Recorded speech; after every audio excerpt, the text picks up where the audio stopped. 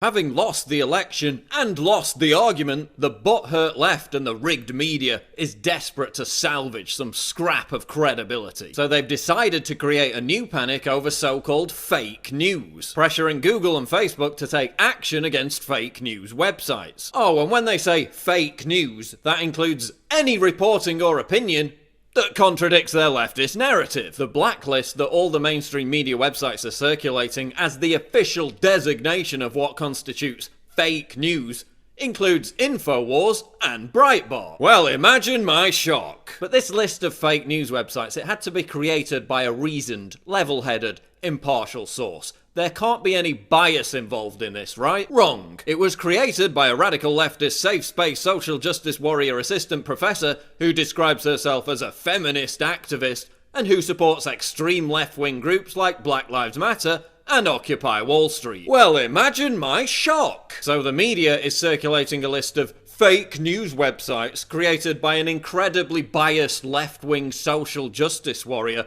which just by coincidence is full of conservative news websites, and then demanding Google and Facebook censor that content. This is all happening while Twitter also mass purges so-called alt-right accounts for daring to express unauthorized opinions. They're also promoting a Chrome browser extension that automatically flags so-called fake news websites based on this same SJW-created blacklist. And, imagine my shock, Infowars.com is on that list. Listen, we all know that there are actual fake news websites. They're pretty easy to spot, and some of them even admit that they're fake news websites. But there's a difference between fake news stories like this and having a conservative opinion. And anyway, who gave the mainstream media the right to be judge, jury, and executioner of what constitutes fake news? All you do is put out fake news. You're the aficionados of fake news. You put out the fake news that Hillary Clinton was 98% likely to win the presidency. You printed out and shipped copies of Newsweek celebrating Madame President. You said the Cubs had a smaller chance of winning than Donald Trump. You put out fake rigged polls that were proven spectacularly wrong. You put out fake rape stories that ruin people's lives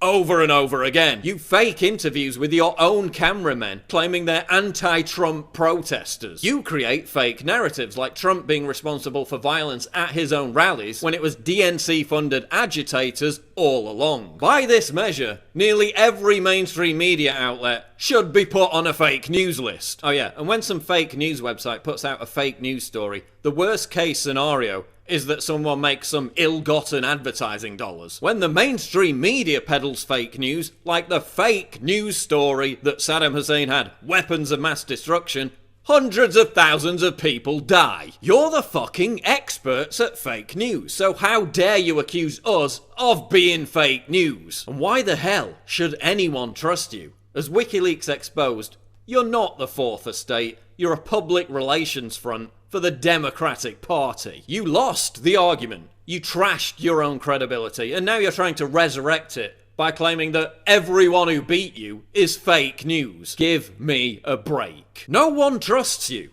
That's why you have to resort to dirty tricks and censorship. And it's not going to work. Because you suck, you lie, and everyone knows now that you're fake news.